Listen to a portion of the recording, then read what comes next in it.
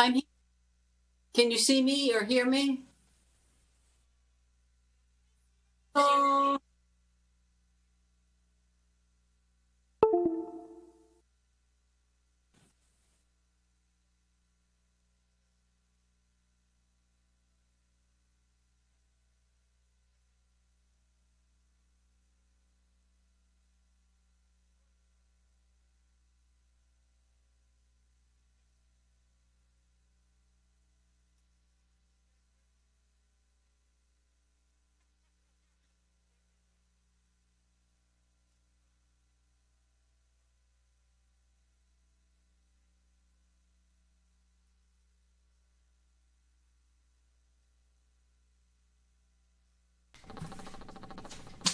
Okay, good evening, everyone. Welcome to the Town of Rocky Hill Open Space and Conservation Commission in-person and virtual hybrid meeting for Wednesday, January 12th, 2022. Please join me in the Pledge of Allegiance. I pledge allegiance to the flag of the United States of America, and the republic for which it stands, one nation, under God, indivisible. All right, everyone. I'd like to say right now that Commissioner Kelly is Zoom meeting in. Commissioner, Mukesh isn't here, so Commissioner Liska is going to be in. Commissioner Stevens is away, so Commissioner O'Connor will be voting. So we have enough votes. With that, is there anyone here from the public? Seeing none, let's move on to item 4, public hearing continuation. I believe we're tabled right now. What's that? Make a motion to untable. Thank you. Hearing. Do I have a second? Second. All those in favor, say aye. Aye. Anyone opposed? None? All right, let's open this up. Come on up. Tell us what's new. Yeah, hi. Mark Smith, professional engineer, CMG Environmental. And yeah, like we all know, we've been here many times, COVID, live, Zoom. So I'm not going to go through the whole project again. What I did want to do, though, is let you know we have Terry Hahn, our landscape architect from LADA, with us today, because at the end of the last meeting, there were some questions about the proposed plantings that the soil scientist and I were really not, well-versed in answering. So that's kind of why we're here, I guess, is to answer any questions, clear up anything, if anyone has anything that needs clearing up, and also let you know that our landscape architect is here if you want to hear sort of the the selection criteria and what we've proposed for plantings. We haven't really gone through that because she wasn't able to attend before. All right, so if you'd like to turn it over, I'd love to hear about the landscape plan. Okay, and here we I don't think you were here yet, so Terry, your materials should be up here on the top bar, Okay. and you should be able to click. There we go. That's the first one. Okay. Good evening. My name is Terry Ann Hahn. I'm a professional landscape architect, principal of LADA PC Land Planners out of Simsbury. We're working with Mark to prepare the planting plan And the planting plan always starts with what's out there first. You know, whenever you're doing any kind of wetland edge, wetland sort of dealing with any kind of habitat relationship, you always want to see what's out there first. So going out there at the site, most of the vegetation out there is heavily affected by bittersweet, to the point where it's actually starting to pull the trees down. So it's having a significant impact on all of the existing edge trees. So we look at that, and we also look at what the existing plant material out there is, which is a limited palette, and is mostly just whatever could grow fastest, basically, is what's out there right now. So we're looking at two things from a goal perspective, which is to add and supplement existing trees for after construction that will have a positive effect by providing habitat improvement. So we start with this first plan that's in front of your screen that just really focuses on the trees that we're taking out, most of which, you can see in the two photos, are already substantially impacted by them, especially the bittersweet. And then the green circles off on the left-hand side of the image that you've got are the trees that we're saving. Okay, and there were fewer of those before, but now went through a lot of trouble to regrade and to sort of make sure that the ones that are proposed to remain can actually remain. And that had to do with changing the way the retaining wall worked, changing the way the grading worked, so that we were able to save those. And those are the bigger trees in that area. We do, however, have to make an effort to go in and take the scrub vegetation and the Japanese, the bittersweet, out, so that the trees that do remain don't end up in the same condition as some of the other existing edge planting. Okay. Oh, yeah, it's here. All right, no problem. So the proposed planting is related to the edge of the construction around the existing trees and vegetation to allow for future growth and special habitat configuration. So we have elm trees, we have some crab apples, we have sassafras, and we have some white oak, in the attempt to sort of get some additional kinds of plantings into that area that would be appropriate or would have occurred had this not just kind of been a remnant from 91 and nobody paid any attention to that back area for a long time. So that's really what we were looking at. We're putting in approximately 2 trees for every of the ones that we are removing. And I think it's a nice mix of native plants and habitat plantings to allow for a little bit of color and just overall improvements out there. Any questions? Okay. Commissioner Schweitzer? Not on the landscape plan, no. Okay. Commissioner Liska? Commissioner O'Connor? No question. Commissioner Zack? No questions. Commissioner Whelan? No questions. And I have no questions, so thank you Okay. for your presentation. Thank you very much. All right. We got Sandy. What's that? Sandy. Yeah, you forgot Oh, Sandy. Sandy, sorry, I forgot. and I've got you on my phone to text you. Do you have any questions? No, but thank you for remembering me. Well, I didn't. Fran did. All right. Well, Okay. like I said, that was sort of the unpresented part of the project, so I wanted to make sure we got that in on the record. I also can see that Kate Bednaz, our soil scientist, is in here by Zoom. So I guess with that, we would conclude our presentation and just respond to any questions you might have. Okay. Also, excuse me, Mr. Chairman and members of the committee, just to add to that, there were some documents that were submitted at the last meeting, dated December 8th, 2021. Those documents, one is related to the Wetlands Functions and Values Supplemental Report, by Freshwater Wetland Services. I think Kate went through that report. I'm not sure if there was any more questions on it. And also, there was a letter from CGM, going through the definitions, certain definitions of the wetlands and certain sections of the regulations as far as the criteria for decision and what have you, that is also part of the record.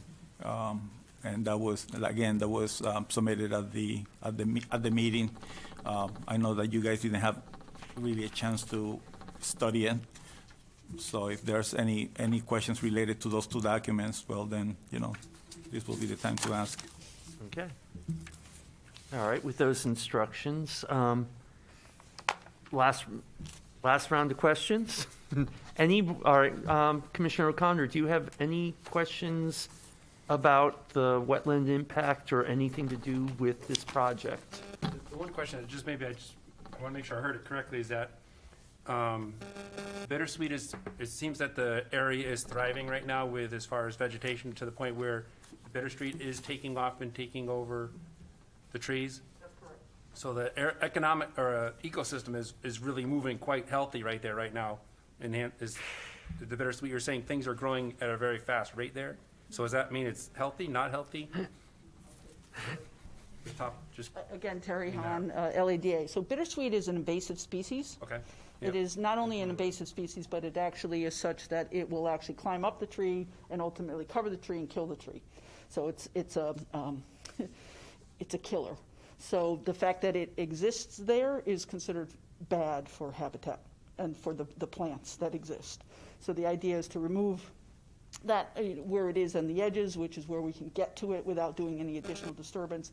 None of it, at the moment, we're not proposing to do anything within the wetland itself. The wetland is wet enough that the bittersweet doesn't like it, but the upland review area, which is basically where we're talking about the planting, the bittersweet likes a lot, and that's not a good thing. So that's more of a maintenance problem right now than, It's a maintenance and it's a habitat problem. okay. So, Now, and Terry's going to correct me if I'm wrong, but my understanding of part of what the process is, and Kate addressed it a little bit, is we are going to go in and make an effort to get rid of these invasive species. Then we make the new plantings, and the idea would be, and this is where, like I say, your expertise, as long as our new plantings can thrive, then with the shade they create, et cetera, they will help control these invasive species, which currently, because no one had planned this wetlands, there was construction up Silas Dean Highway, construction I-91, the wetlands, was there, without giving really much consideration. By planning better, we can get more diverse trees out there, better habitat, and hopefully by this management, keep some of that invasive growth at bay. So, I mean, that's my understanding, I guess, basically how it works. Okay, did that satisfy your answer? Yeah, how old is that site now? Yeah, the site has been a filling station, I think, from the 60s, somewhere in there. I mean, When was the expansion? When was the renovation? I have it in the literature, but it was 2 to 3 years ago. And all those plantings that were installed for the original renovation, last time I was there, they were doing very well. And they were all installed. And actually, those plantings, which were done as part of the original project, there we go. These are all new plantings right here, and these trees all through here were part of the last project. Well, there was work on that back corner, correct? Back right corner of that drawing? Yeah, That was all expanded back, so I guess just this is the existing conditions. So during this construction of this project, just a little bit of background, the tanks per Department of Environmental Protection needed to be removed. So there was a deadline on that. And we knew that there would be a lot of discussion of a drive-through, et cetera, and that's a special permit process. So what we elected to do was to renovate the site, put in all the new environmental improvements, and the new stormwater management basin, and we ended up with this constructed slope in the back. There always was a steep slope, but we had to, we did a new building and then regraded it. And so the plan, this is the back of the drive-through.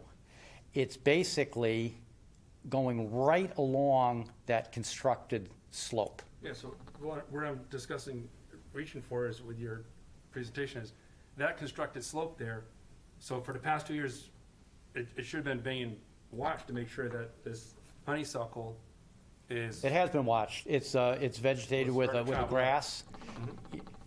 Yeah, no. The bittersweet climbs up trees. It's in the in the the trees. remaining vegetative area. It has nothing to do with our slope. Okay. Okay? That's been mowed and taken care of. Actually, No further questions.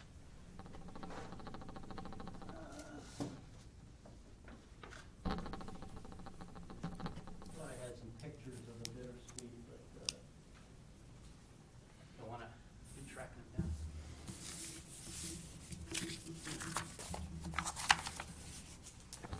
Good, thank you. You're all set? Yeah. Okay. Commissioner Zach? Just a real quick question. When you're saying you're going to be removing all the bittersweet and everything, how are your plans on doing that? Well, that would be handwork. It is going to be handwork. Yeah, You're not going to be as using Terry any mentioned, pesticides or anything It's else? primarily on the perimeter. We don't have to go into the wetlands to disturb it. You know, we'll, I think almost like a homeowner would end up doing it. You're going to go down and cut it off.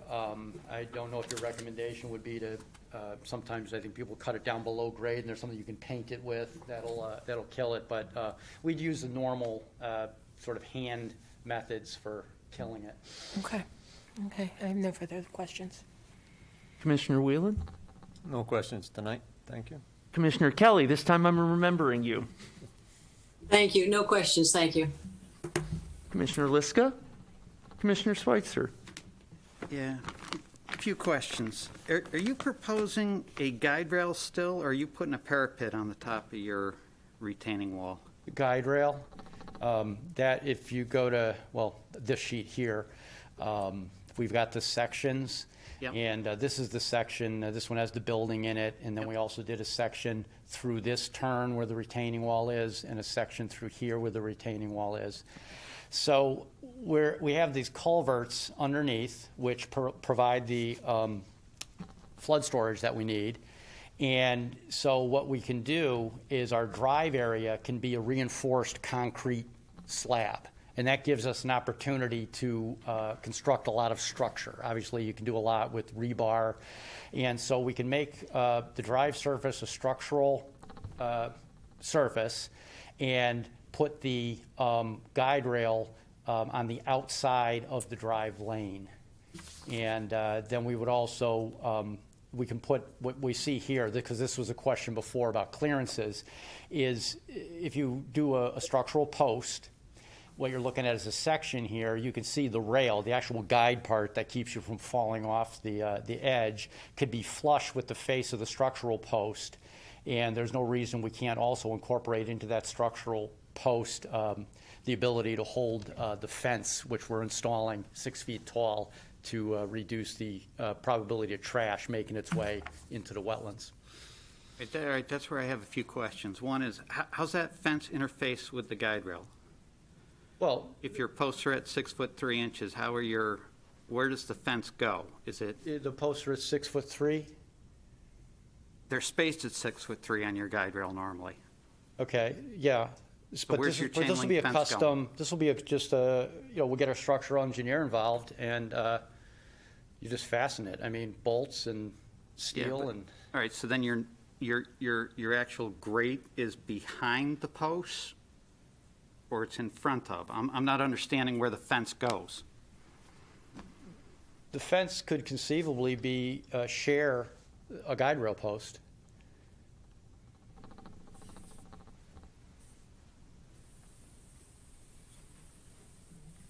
All right, I'm not fully seeing that. Well, it's not fully designed. You know, we would obviously have to Well, make it and- traffic rated. I mean, can we design it to, as this concept indicates? Yes, I'm 100% certain of that. I have concerns about that as a professional engineer. That, and this is why I'm asking the questions on this. First of all, you're showing a travelway that's only 22, which you need, but your diagram, you actually only have 21.6 because you're counting your curb in there. And I have concerns with how this guide rail is going to go with the fence, because if your guide rail has to be, if your post is an additional 9 inches back from what you're showing, I'm worried about the other impacts you can have to the wetlands on the outside of this and possibly some property impacts. That's why I'm asking a lot of questions here. I realize it's not designed yet, and I realize it needs to be designed by a licensed engineer who should be licensed in the state of Connecticut, by the way. But those are my concerns, and I'm not understanding how your fence material carries between, if that's going to go down to ground level, how does that sit? How's that grading sit in? Those are just some of the things I'm not understanding. The intent isn't to have the posts go down to ground level. No, your grading has to be at your road surface level, correct? Yeah, so what we have here, this is the wetlands at this point here. Understood. Okay, we have a culvert, a traffic-rated culvert box. Yes. We then have to fill over the culverts. And we would say this would have to be designed to give you enough structure to fix the guardrail post to it. It would be integrated, you know, whether it's rebar or bolts tied back, but we may end up with even a 6 or 8 or 10-inch slab, and then we would have to have the ability to fasten the fence to the outside of that slab. But I'm saying, if you're standing at the convenience store and you're looking out at it, where does the fence go in relation to the guide rail? I envisioned it either sharing the posts, or you would go, maybe you have 2 layers of guide rail posts, and the fence posts could be fixed right to the back of those. To the back of them, and then your fence grading is 15 inches off the edge of the travelway.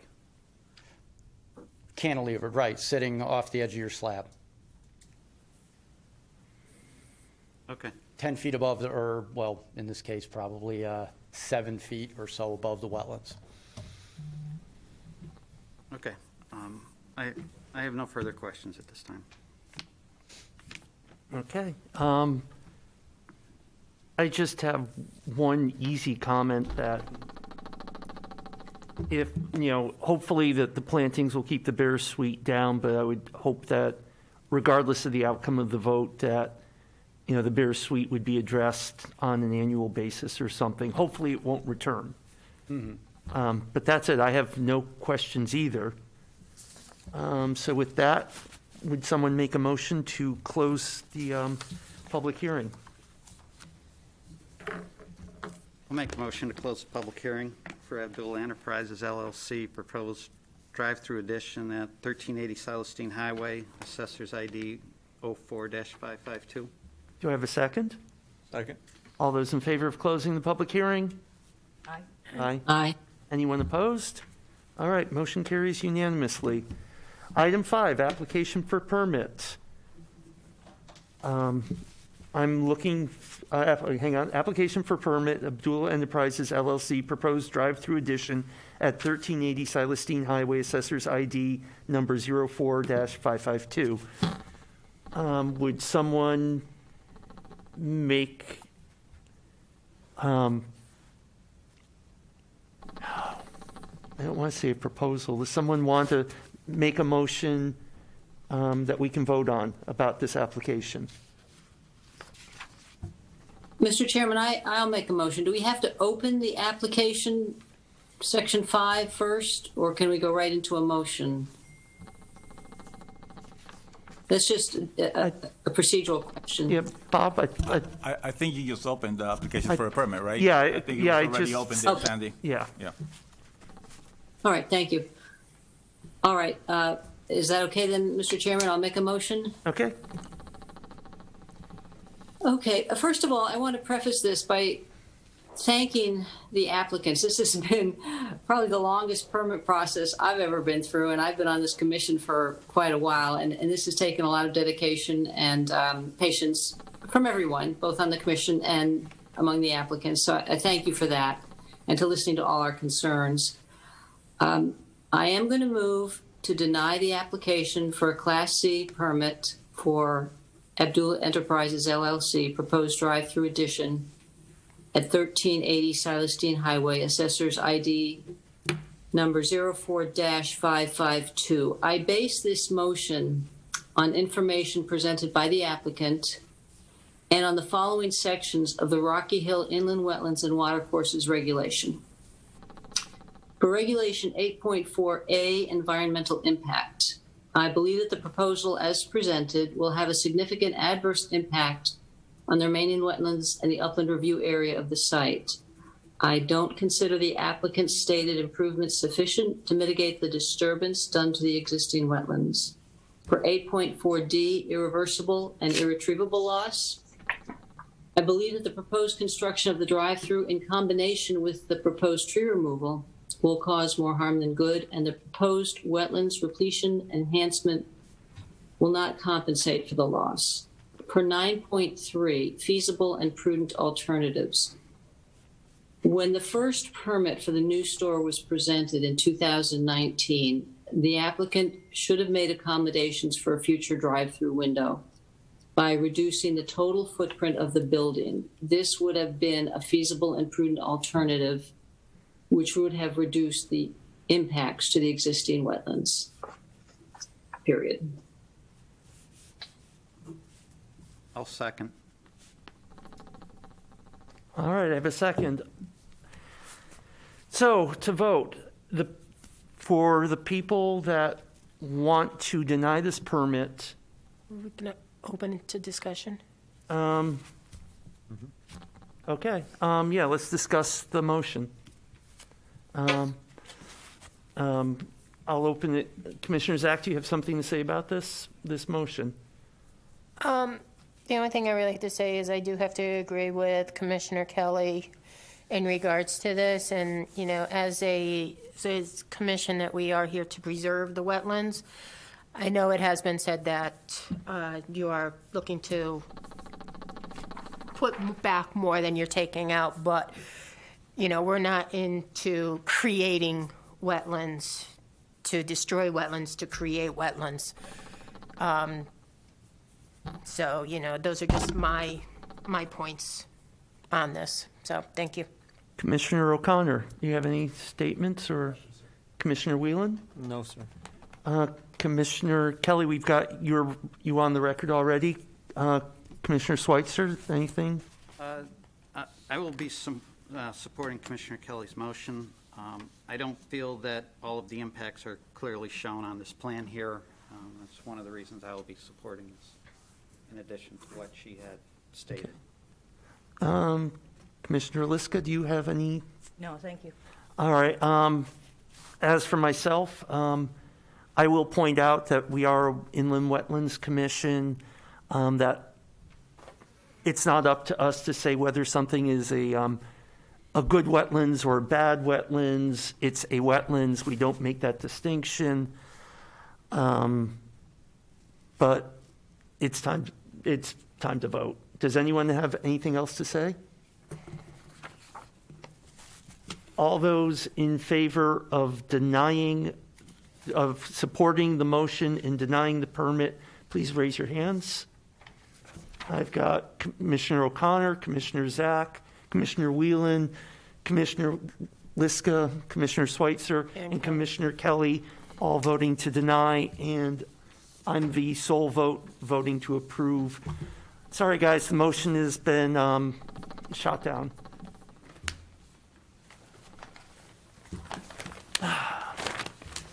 So the motion passed. Right, the motion passed, That's what you say. the request for permit was denied on a 6-1 vote. All right, moving on to section 6, actions taken, minutes presented for approval from the December 8th meeting.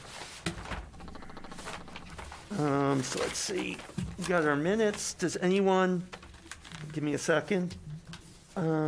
Actions taken in minutes. Does anyone have anything to add, change, or discuss on the minutes or actions taken? Yeah, actually, I have something on the minutes, and this is for Vice Chair Whalen. Can you please change for Francis Whalen from Commissioner to Vice Chair? He is Vice Chair. Yep. Thank you. Well, then going with that as well, down at the motion when it says Commissioner Kelly, should she be Secretary Kelly? It's on here as I'm on the Secretary. last page 3, a motion was made Yeah. by Commissioner Kelly. It should be, yes. Okay. Also, Drew, were you at the last meeting? Yes, so Drew was not at the last meeting. Okay. Thank you. All right, voting to approve the minutes as I'll make a amended. Thank you. I wanted to say edited, but it's not edited. All those in favor of accepting the minutes I'll as make a amended? motion. Oh, Aye. Commissioner Kelly, I keep forgetting, and you're the entire screen right now. You need a motion to approve the minutes? Yeah, we need to, Yeah. we need to, yeah, to approve them or not approve them. Yes, we need a motion. Make a motion to approve the amended minutes from the December 8th, 2021 meeting? Second. Second, great. All those in favor of the amended minutes? Good. Aye. All right. Section 6, discussion, plan of conservation development, the plan implementation committee. Mr. Chairman, there have been no meetings since our last meeting, so nothing to report. Okay. B, status of various report various projects. Bob, how is everything going around town? So everything is going okay. There's been little movement regarding the bigger projects, if you will, related to the town. As you know, Ames, the Ames proposal was denied at the last meeting. My understanding is that they're going to rework it and come back in a few months. That's one of them. Foundry, we have not heard from any of the permit holders as to what the status is on that. So that remains basically a mystery, So they still have another 11 or 12 years to complete the project. So hopefully someday it's going to be completed. Thank you for adding that. I was going to say, how many years do they have? Yeah. Can someone explain to me the logic when that change was made to allow permits to stay open that long? It was on the state The level. state. It was done because of COVID. The state, I can give you a copy of the state statutes that allow that. So That was done recently. That was Yes. something that was done very recently. That said that basically any ongoing permit, will be extended for basically a total of. I thought it was around. I believe it was like 17 years, believe it or not. I mean, it was 5 years plus an extension, another 5 plus another 7 years. So it was a ridiculous amount of time. It was just incredible. Thank you for the commentary. Ridiculous. Yes. Bob, on that, are they doing that for all new permits also, or just No, those permits? just permits that fall within a certain time frame. Okay. From certain dates. Again, I'll pull it out so I tell you which permits they are. I think in your case, in this commission's case, there might be about, I believe it's about around maybe 10 permits that might be affected by the change. It seems to me that it was done for one permit, particular reason, and we all just don't know which one it was.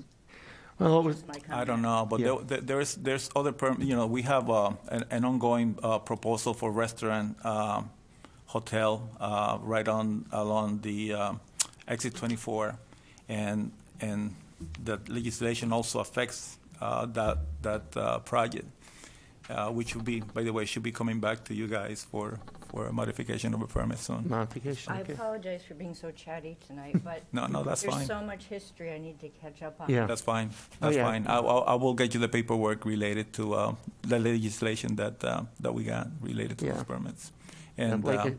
hopefully point out which permits. Yeah, I'm Are curious about affected the by it. exit 24 story, Yeah. the whole Yeah. story. Okay. Okay. Yeah, like I said, it was on the state level, they just extended everybody. Yeah. They use COVID as an excuse, basically. No, I'm more interested in Yeah. how it's in complete wetlands, how anything can be built there. That's more of my interest. Okay. But Yeah, we can talk about that.